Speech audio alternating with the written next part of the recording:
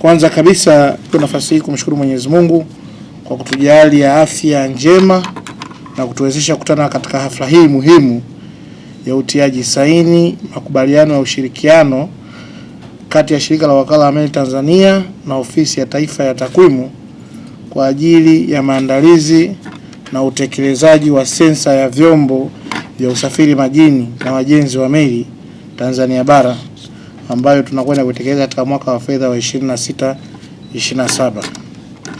Aidha, nitoe shukrani za dhati kwa uongozi wa NBS kwa kukubali kuendelea kushirikiana na TASAC katika zoezi hili muhimu la kitaifa.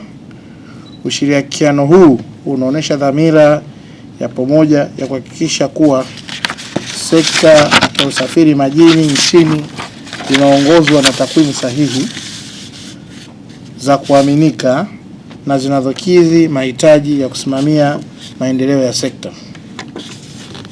Leo ni siku ya kipekee kwa TASAC na sekta ya usafiri majini nchini, kwani hafla hii inaashiria mwanzo rasmi wa maandalizi ya sensa ya pili ya vyombo vya usafiri majini kufanyika nchini. Kwani leo kwetu limekuwa ni tukio muhimu katika utekelezaji wa majukumu ya Ofisi ya Taifa ya Takwimu.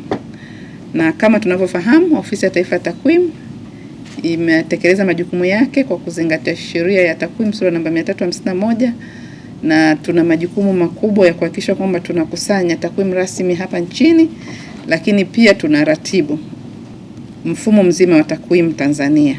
Na katika kutekeleza majukumu hayo, leo tunakuwa na majukumu yote tunayatekeleza kwa wakati mmoja, kwamba tunaingia katika utekelezaji wa ukusanyaji wa takwimu rasmi. Maana yake vigezo vyote ambavyo vimeandaliwa, tutaendelea kufanya ushirikiano na kuhakikisha kwamba sasa ile coordination part ambayo ipo katika majukumu yetu, maana yake tunaitekeleza tukiwa pamoja na wenzetu wa TASAC. Makubaliano haya ambayo yanakwenda kusainiwa leo yametokana na dhamira ya pamoja ya taasisi zetu mbili ili kutekeleza majukumu ya kisheria kwa manufaa ya umma na kuhakikisha kuwa tunakuwa na upatikanaji wa takwimu sahihi za kuaminika na zinazoweza kutumika katika kupanga, kusimamia na kuendeleza sekta ya usafiri majini.